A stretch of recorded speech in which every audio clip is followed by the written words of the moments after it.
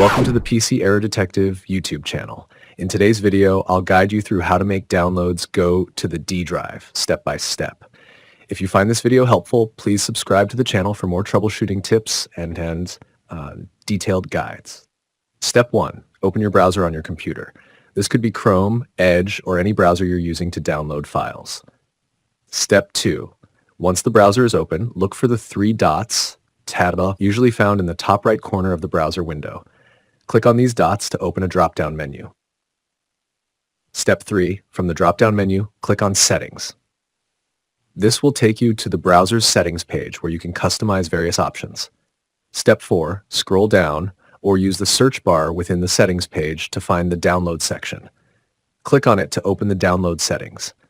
Step 5. In the download section, you'll see an option to change the download location. Click on Change and a File Explorer window will open. Step 6. In the File Explorer, navigate to your D drive. Select the specific folder within the D drive where you want your downloads to be saved. Once you've selected the folder, confirm your choice. And that's it. You've successfully set your downloads to go to the D drive.